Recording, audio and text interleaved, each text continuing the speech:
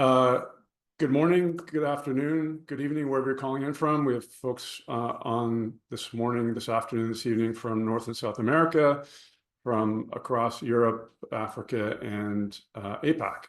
I'm E. Malcolm. I'm the president and CEO at Lumency. Thank you for making the time to spend with us today. Thank you for joining us. This is our first webinar of the year. Excited to have you here. This is our fifth annual Trends Report webinar, which was definitely a COVID era thing, and our 11th annual Global Sponsorship Trends Report, and that report will be issued next week. After this webinar, we will send you, likely by a Eastern Standard Time on Monday, a copy of this recording. We also send you a Spotify recording, which you can play back in the car or on transit as commuting. It's very handy. And we will send you a copy of the full report. Today's webinar will focus on the insight and the data, and we'll include some examples in the report that will substantiate the insights and demonstrate the data. Will be about 35 minutes of content this morning, this afternoon, this evening, depending on how quickly or how slowly I speak. Sometimes that can be quick. We'll leave about 10 minutes for Q&A, so we should have you out the door at about 45 minutes past the hour. Please contribute any questions in the Q&A box, and we will endeavor to get to your question. Whoops. Most people on the call, I think, are in our community, if you will, so know who we are and what we do. Sponsorship is a messy part of form of marketing pressure. All of us work in sponsorship in some degree. We have brand people on the line today. We have property people on the line. We even have competitors on the line. This is one of our big tent events in the year. But sponsorship is messy. There are a few initiatives across a brand owner's organization that have as many stakeholders involved, as many moving parts, different contracts with different terminations or term periods, different geographies, different brands being supported, all a fast-moving train that requires lots of resources and lots of energy. And we like to believe at Lumency, we bring our clients clarity where that messiness exists. We believe strongly in governance, measurement, and we're mathy people, but also artsy in the way we deliver our business. Across our capability set, we are bespoke and specialized. We actually only work for brands. We are brand side only on purpose. We feel we can bring the best value to our clients by remaining on that side of the equation. And at no point would a client say to us, whose side are you on? We can bring unbiased advice, but we work on everything from sponsorship strategy right down to measurement, property valuation and evaluation. We do a lot of that work, activation, design, and execution. And we have some SaaS tools that help our clients, brand clients, be more effective and more efficient in their sponsorship. Most notably is our AI-driven sponsorship proposal management tool, Touchstone, which was just fully rebuilt and launches this quarter. So we have a global perspective. That's where we bring our trends perspective from. We do work across 21 different country markets. We have reps in. Over the past 10 years, we've evaluated over 3,000 different kinds of sponsorships, from sports to arts to culture to cause, community properties, athletes, entertainers, as well as cross-promotional partnerships. And we're adjacent to about a little over 300 tier one properties globally, and very proud of the client relationships we hold. So let's jump into the trends. We have 10 trends to review today. They're not rank ordered, and that's a reality where, depending on where you sit in the sponsorship ecosystem, you may see some as more important than others. So they're not rank ordered. We also at the back end have a couple of not trends, two fairly significant consideration points for brand owners and properties and agencies and intermediaries that used to be trends and are no longer trends. And it's just the way we do business now. We would recommend on those two pieces, everyone gets on the bus on them. So let's start with trend number one. Generation Z, depending on where you're sitting today, music, then sports. So Gen Z is consuming sports far differently than millennials, than Gen X, than boomers and other generations. They're consuming it in a more snackable, bite-sized components. They tend to focus more on highlights and reels rather than watching full games in a sports context, because we're talking about sports. That creates a significant shift change for both properties and for brand owners, because that means younger fans can be harder to engage with. They may not be as present, and they are consuming sports differently. So something that we need to consider as brand owners or consultancy to brand owners is just how is that making our connection point opportunities different. And some sports, most notably sports organizations, most notably MLB, Major League Baseball in North America, is having a challenge recruiting younger fans. The nature of that game means that it doesn't necessarily land as well with younger fans, and they've obviously made some great changes in the last couple of seasons to address that. NFL in North America is having similar challenges recruiting younger fans. Their average age of fan continues to rise. For context, looking then at music, and our suggestion would be, if you don't have a music strategy within your sponsorship strategy, you don't have a Gen Z strategy or a Gen Z strategy. 73% of Gen Z consumers believe that music helps them form their identity. That's significantly higher than millennials, which was in the 61% range. Sort of going back one point, 53% of Gen Z or Gen Z identify as sports fans. That's much lower than millennials and lower than Gen X before them. So Gen Z consuming sports much differently and much more focused on music as a passion point connection.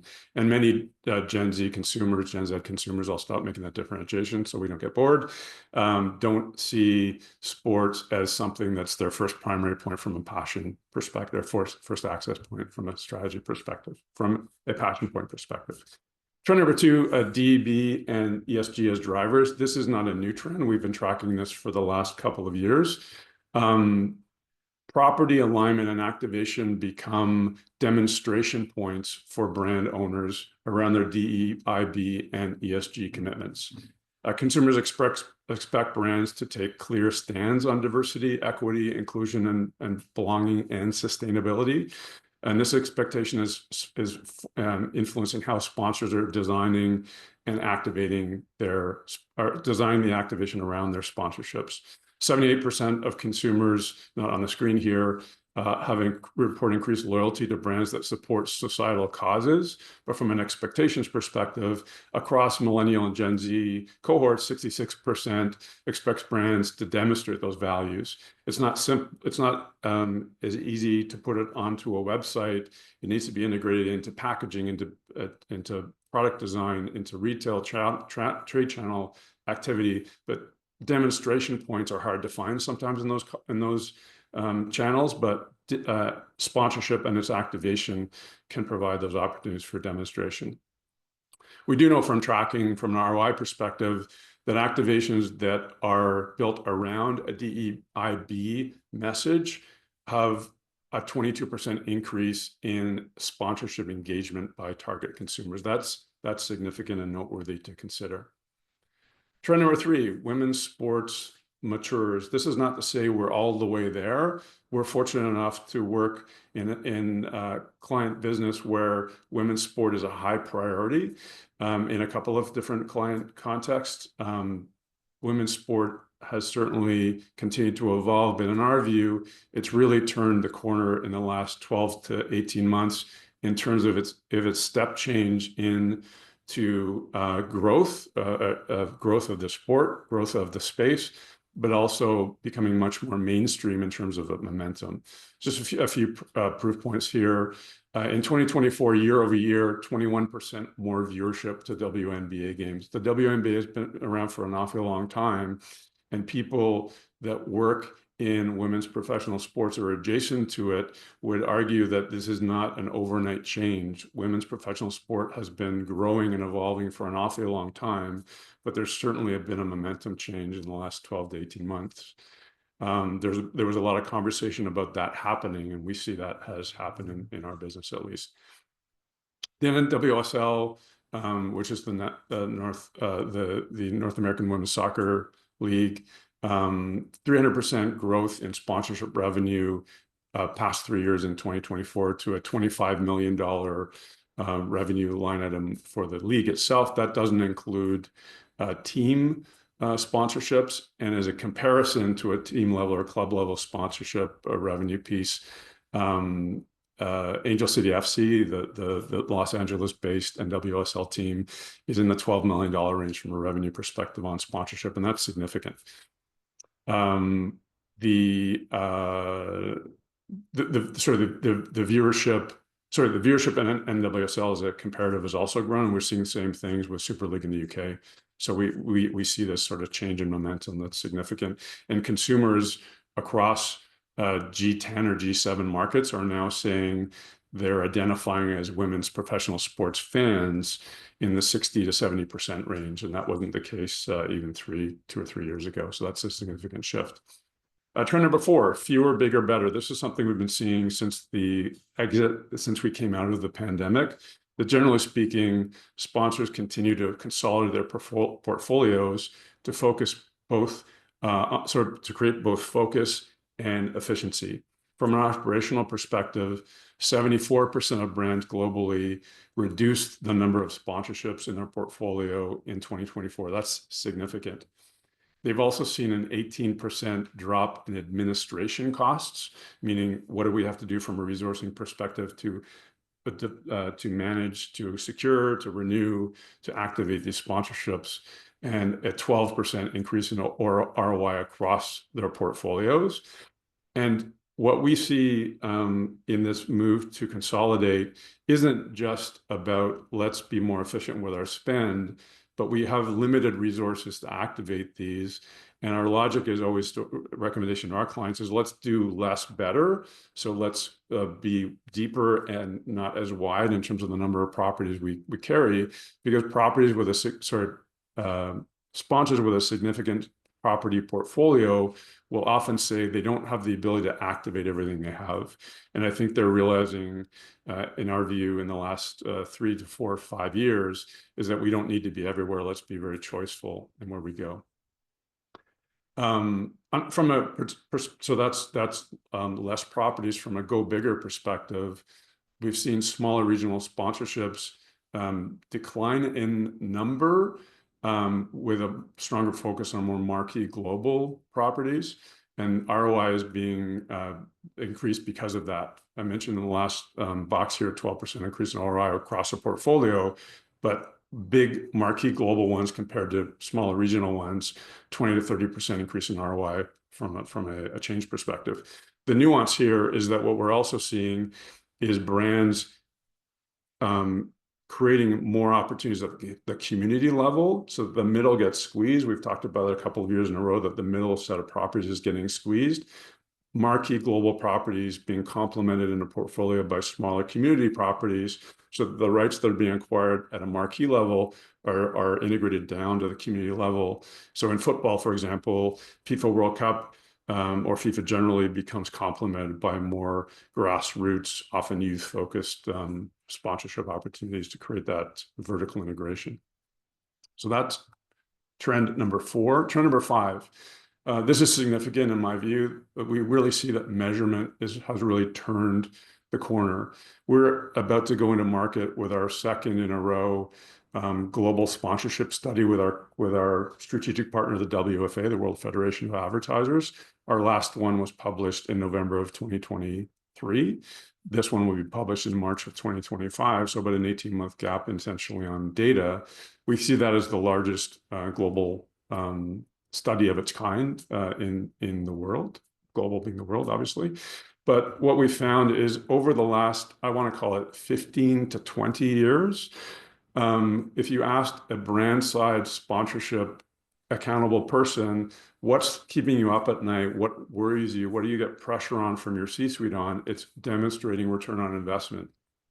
What are you doing about it? Little to nothing. And that has slowly started to shift. And we're in the place now where it's really becoming meaningful that brands are now responding with intent, not just, with action, not just intent around how they measure. That is in some ways complemented by technology, making it somewhat easier. But when we do ask brand owners in this particular WFA study from late 2023, what prevents you from measuring? Often it is cost, complexity, we don't know how, we don't know where to look, and those are being solved for, thankfully, I hope, by people like us, but that is definitely a sea change we're seeing. And then just to give some stats here, 78%, no big surprise, CMOs are saying we need better ROI, ROO. And for the longest time, sponsorship, because it's an emotionally driven form of marketing pressure, that means there's emotionally driven decisions being made often within the organization on the brand owner side. And I think we've really, coming out of the pandemic, we've really turned the corner, and we've been talking about this for a couple of minutes now, is now CMOs and others in the C-suite are looking down at the sponsorship team and says, it's no longer acceptable that we can't measure this. It's no longer acceptable that we just think it was good, feel it was good. We need really hard knocks on the measurement. From our study at the end of 2023, which is now a little over a year ago, 67% of brands have some sort of measurement framework in place. That was not the case 2 years ago. It was more in the 41% range, 42% range. And what we're also seeing is that those frameworks are becoming a little more sophisticated, because when you ask brands of those 67% that have some sort of framework in place, often it's not really a strong framework. They might be measuring outputs, not outcomes. Outcomes being what's the meaningful, measurable impact on our business and our brand. Outputs are how many people went, how many people signed up, how many people saw, how many people engaged. That is the distinction, that of those 67% of brands with a measurement framework in place, a lot are still focusing on outputs and not outcomes, which is really where we need to focus. So that was trend number 5. Trend number 6. This shift in our view in the importance of pro-social sponsorships in a portfolio and how those are being managed by brand owners has changed in a significant way. And before I get to the data slide, often 5, 6, 7 years ago, 3 years ago, community investment sponsorships didn't sit within the marketing organization. They often sat with the CEO's office. They sat with public affairs, and they were treated very differently. There wasn't a high level of expectation on what those drove back, and there wasn't a lot of rigor around how those were evaluated, how they were considered, how they were measured. And we've seen that shift because there is a change in how consumers are engaging with those kinds of properties. They become more important, particularly for younger consumers. And it also, there's a recognition by C-suite and by marketing leads that, hey, we need to be a little more rigorous on this kind of spend. And we don't necessarily expect the same degree of ROI on a pro-social sponsorship that we might from a commercial sponsorship, but we do expect a degree of ROO. How are we driving brand health? How are we engaging our employees? How are we doing things that are really more brand focused than necessarily as commercially focused? So let's get to the data slide here. So brands being much more strategic. So sponsorship with social impact focus has increased year over year by 21%. But what do we mean on that? What do we mean by that data point? We mean that brands are now saying this is a more important focus, and often that is driven because our audience, particularly Gen Z and later millennials, those are the kinds of properties they're anchoring to more because they recognize the social good that those properties are delivering against, and they are in many ways less engaged in sport, those younger consumers. So where they're putting their attention and time is shifting. From an amplification perspective, when content from social media, when content comparing commercial sponsorship content to pro-social sponsorship content, so think education, environment, social change, that social media content has 33% more engagement than commercial sponsorships. And even then, commercial sponsorships has a significantly higher engagement rate than other non-sponsorship related content that a brand might put out. So that's trend number 6. Now let's jump on to trend number 7. Rights fee cycle peaks. before I get to the data slide here, this is something that happens, in my view, every 5 to 7 years. There's a cycle where there's a resetting in rights fee asks because there's a point at which the market just can't accommodate the level of ask that's being the level of rights fees that's being asked for by properties. And we see ourselves in 2025 as at that peak point where brands, so 63% of CMOs believe that rights fee increases have become unsustainable coming out of 2024. And the actions is that 45% of brands are renegotiating or exiting high cost sponsorship, because there's this reality that happens as that cycle is peaking or pre-peak, where there's that point in the cycle where brands say, these are all gotta have it properties. We can't give these up. We can't have our competitor take this away from us from a category perspective. So let's spend more. And there's a point at which the incremental euro, dollar, yen, peso that gets spent on that sponsorship becomes no longer feasible, because the organization, the brand owner organization, says, well, there's other things we can do with this money that's going to give us better return. So there's A, more pressure on properties to show ROI, but B, there's that decision cycle happening where brand owners stand back and say, let's shed. We talked about this earlier about consolidation of portfolios. That's in part driven by the cycle piece. And there are brands saying, let's give up the larger sponsorship and go to something more community. There's brands standing down and saying, well, we don't need this because we can take that investment and invest it elsewhere across our business or across our marketing pressure to be more efficient. I apologize. The top of the slide is incorrect from a title perspective. So number 8 in terms of trend. This isn't a big surprise. If you are a sports fan, this is really a sports driven trend. Streaming and broadcast has become really complex from a fan perspective. If you're a fan of a particular sport or a particular team, you used to go to one place to consume the content from a live game perspective. And now you may have multiple places across the season or across a week or across a series even. And that might mean that you need to buy more streaming services. It might need to be, you've got to go find cable somewhere. This is creating a lot of complexity for fans. And just from a share perspective, 25% of all live sport viewing is now happening on streaming services. That's a significant sea change from 4 years ago. But the translation there is that 70% of fans are really frustrated by this. That causes problems for properties, meaning they can't get their content to their fans without frustration. They are hampering the fan experience. And for brand owners, it then means you're not able to leverage broadcast packages the same way you used to. And therefore now you need to do some more fragmented spending in how you may support your sponsorship through broadcast support around it.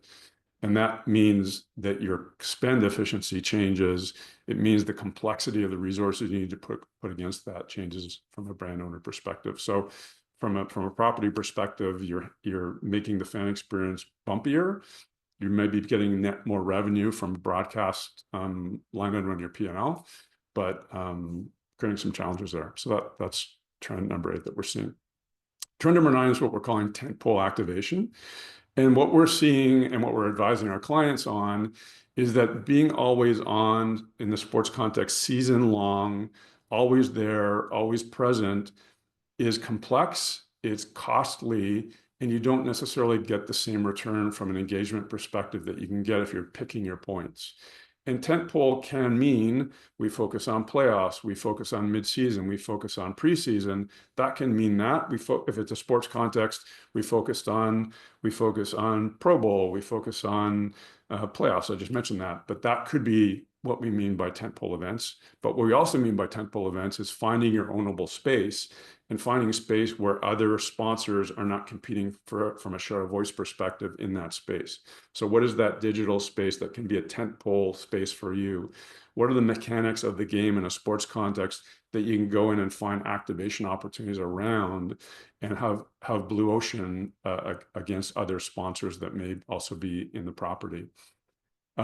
But it also means that if you're a large brand, small brand, doesn't matter. In a sports context, if you're always on all season, all playoffs, all preseason, that's a lot of lift for your team. That's a lot of lift for your agency partners. And when we're looking at that more bespoke, maybe the wrong term, focused approach to activation that focuses on hot moments rather than full spread, we see a reduction in activation costs by about 20%. We see engagement going up because your efforts are streamlined and your attention is concentrated.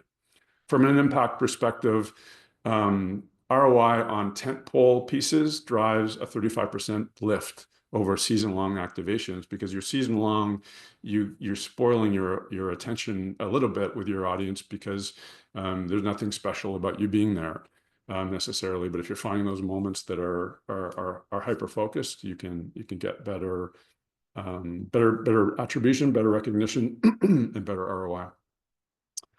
Okay, let's jump on to trend number 10. This is what we call finding an endemicity. Endemicity is the notion that if you are endemic to the activity, so in a sports context, you are Adidas, your ball is on the pitch, your category is important to the execution of that experience, that execution of that property. The football match can't happen unless there's a football. If you are an insurance company brand, in that sports context, you don't have that same degree of endemicity. So my mouth's not working this morning. That presents challenges and opportunities. I would argue that non-endemic brands need to be more creative, work harder, stand up differently, so that they can buy their way into credibility and buy their way into earning the right to be there from the fan perspective, again, in the sports context. But what we do see is that often endemic brands are not lazier, but they might have a revenue driver against that. So I'm not picking out Adidas here, but when they're a FIFA World Cup sponsor, they have a significant amount of revenue that comes in from the match balls that are sold. They get a significant amount of revenue from merch through club and team deals. And that can make it easier to say, well, the marketing doesn't matter as much because we're driving business through this partnership, because we're there, we're part of the sport, we're part of the activity. Non-endemic brands don't have that benefit, so they tend to need to be more creative. So our position here from a trend perspective is what we're seeing is that non-endemic brands are getting much better at finding ways to be endemic. So if it's insurance brand, how are we thinking about safety and risk mitigation in the context of the sponsorship, and how can we tell stories around that position? Obvious one from the previous picture on the slide, client of ours, WestJet. If we're flying the team, then we're being supportive in helping the fans' team compete. We're helping them get there safely and comfortably, and we're helping them get there refreshed and ready to play. That's something that a brand in the airline space, and again, a client of ours, is able to own, that no other category in that sponsorship can own. So when we're thinking about impact, brand recall happens when endemicy is built, but by a significant margin, 15 to 20% increase. If the fan says your brand is helping my team in the sports context do better, play better, be better, because you're there, you're an insurance brand and you're keeping them safe. You're an environment, you're a waste management brand, and you're helping that building become more lower carbon footprint, as the example, or an energy company. That matters, and doing that work to find that indemnity is really important. When we're talking in the esports context specifically, 53% brand recall rate for non-endemic brands over endemic brands. And my view on that, our view on that would be, it's because those non-endemic brands are trying harder to break through, add value, be relevant to the fan. So that's our 10 trends for 2025. I'm going to jump to what I call not trends now. I'm doing well from a time perspective. We got about 3 minutes before I suggested we would be through the content. Please do take a moment if you have questions, either about anything we've said so far or any comments to make. Please load those into the Q&A box now. So these are what we're calling nut trends. And these are two trends that were certainly at play up until 2024. And now we would argue that they're no longer trends. They are now de rigueur. I mean, this is the way we do business in sponsorship. And my suggestion to anyone on the call, be you an intermediary, be you a property, or be you a brand, these are two significant shifts in the business in the last 5 years that I think you really need to get on the bus on. The first one would be variable compensation models. So we look for about 30% of total spend from a rights fee perspective through variable compensation when we're negotiating, renewing, managing a sponsorship on behalf of a client. Why do we do that? It enables us as a brand owner representing brand to mitigate our downside risk. So if the property has a high degree of variability, it's a music festival and there's weather challenges, there's a trend line to the brand health of a music festival brand. It's a sports team that has a high variability in their performance on the field, which highly impacts over the course of a number of years, the number of people in stadiums, the number of people buying hot dogs, the number of people drinking soda, the number of people watching the game. That variability creates risk because the team doesn't perform in the sports context, but we're still, as the sponsor, expected to spend the same freight with lower turnstile, for example. The other side of that is that let's be able to reward the property when they over deliver against results, when they put more in the sports context. Again, as the example, more people come through the gate turnstile that year, more people are there seeing our brand because we're integrated into the broadcast. So the variable compensation model protects downside risk and it rewards properties for upside performance.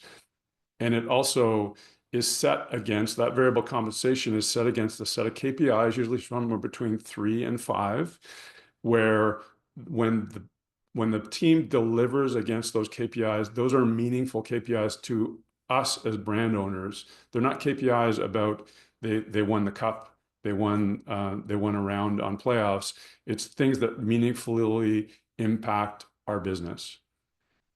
As a brand owner, it drives more attention, it drives more sales, it drives more opportunities to connect with consumers, where that might be. Those KPIs are meaningful to us. The next would be what we've called for a couple of years now in the trends tracking, is just the primacy of data. The most valuable asset a brand owner gets when sponsoring a property is IP rights. The second most valuable asset a brand owner gets when sponsoring a property is data. In a cookieless world, the opportunity to connect with consumers through a passion point, through a database of fans, of attendees, of patrons, and through that's the wrong term, through permission, enabling that consumer to come over to our database to keep it simple and clean, is strong. How do we get first-party data into our CRM context as a brand owner? Properties have a strong ability to deliver that for us. The other point there is, if you can identify category active consumers within the fan base, the patron base, the attendee base of that particular property, you can go to them with very customized messaging because they are category active and they may be your competitor's customer. Bring them over to you through that property and through that connection and through that board imagery, all those things. The second point is, within that property's database, you have current users, you have customers, consumers, people who are currently buying you somehow. How do you identify those consumers? Not how, you identify those consumers and reward them for being there and make sure that they feel a stronger connection to you, your brand, because you're there in their community from a passion point perspective. So those are two non-trends that we really believe you should be actioning. So those are the 10 trends. Those are a couple of the non-trends. Thank you for your time. We're going to move to Q&A now. But overall, thinking about the influence of Gen Z on how we should show up as sponsors being differently, the importance, or at least the acceptance, broader acceptance of measuring ROI. If you're on the call and you're a brand owner or you're an intermediary representing a brand, that conversation, if it's not happening with the organization now, is going to be more important. We believe starting this year and forward is just no longer acceptable that we can't measure or aren't measuring. Rather, we can no longer acceptable that we aren't. And just that notion of integrating social impact properties from a portfolio perspective and bringing them into rigor, bringing them into an evaluation approach, bringing them into the governance approach you take to sponsorship broadly. So I will stop sharing, and I'm going to jump to the Q&A box. Here we go. If sports is becoming segmented with highlights, clips online, how is Gen Z connecting with music? Are they attaching to artists or the genre as a whole? A couple thoughts there. First, like late millennials, Gen Z are kind of playlist agnostic. Sorry, they're genre agnostic. They're playlist focused. So their aperture for genres of music is wider.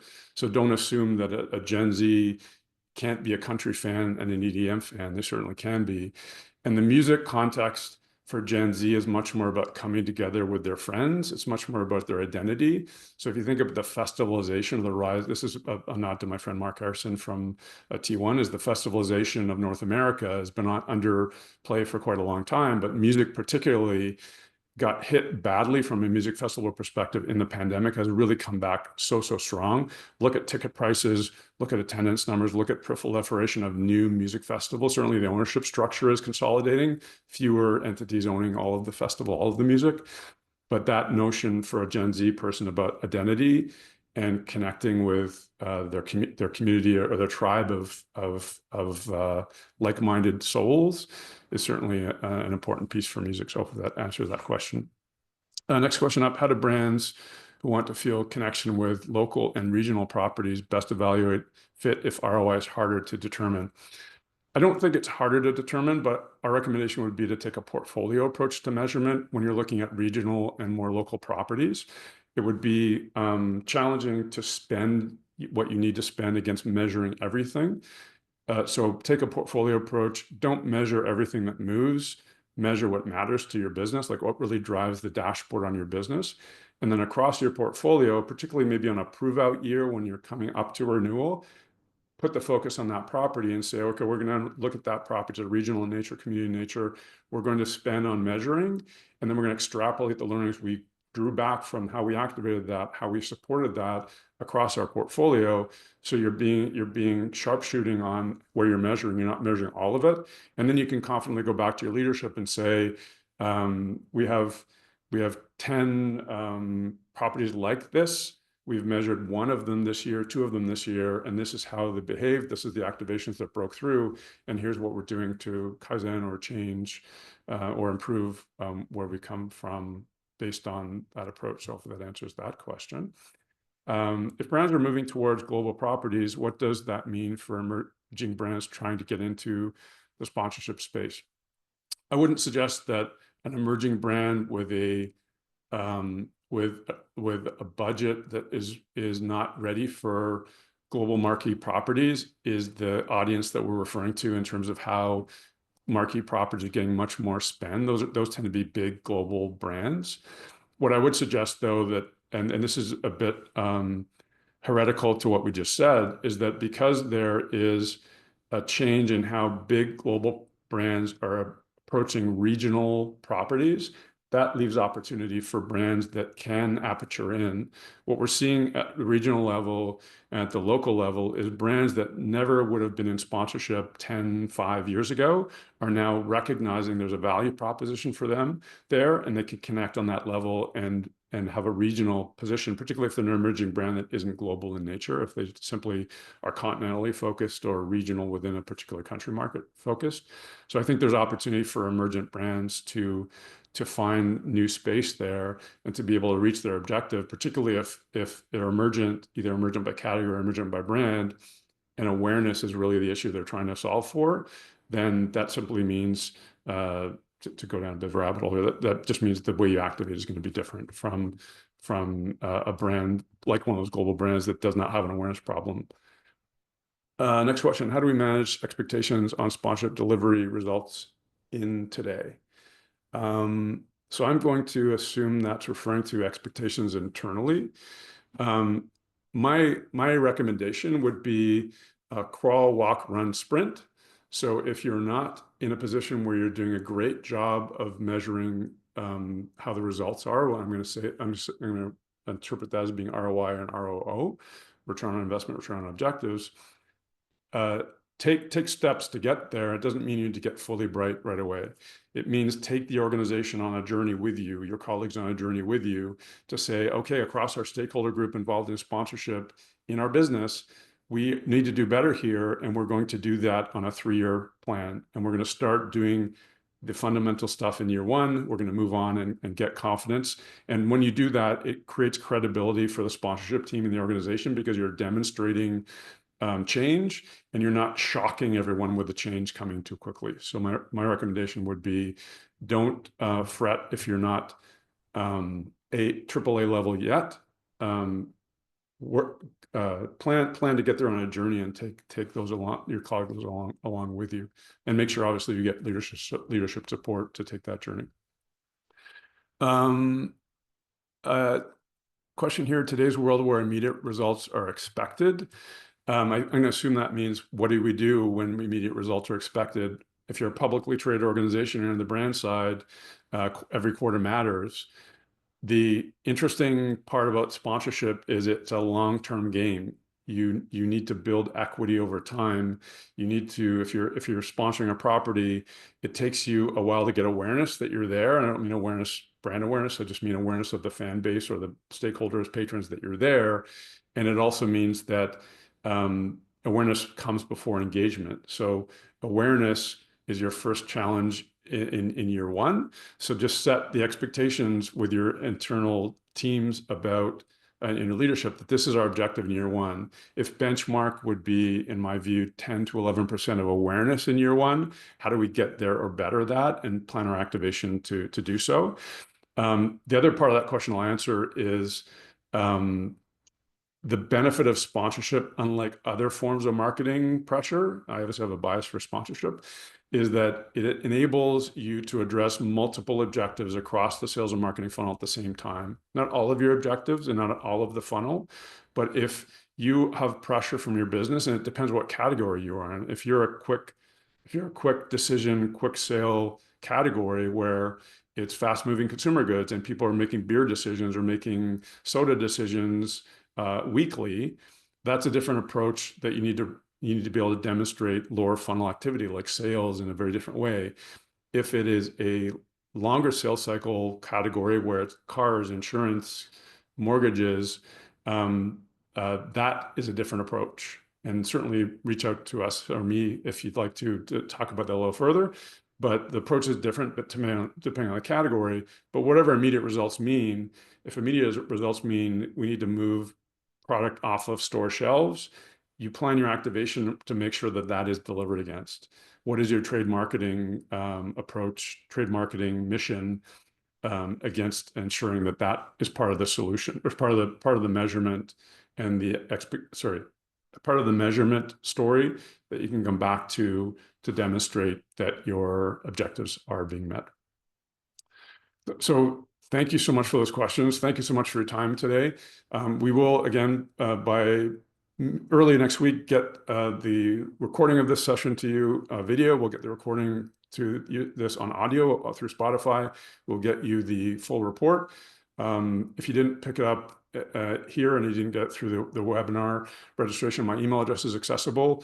Happy always to spend 30 minutes time, no expectations, no challenge, no cost to either a property, even a competitor maybe, or a brand side folks. Just I love talking about sponsorship, and if we can help at all, please reach out without expectation. So thanks for your time today. Enjoy the rest of your day, however long that has to go for you, and we will see you soon. Thank you.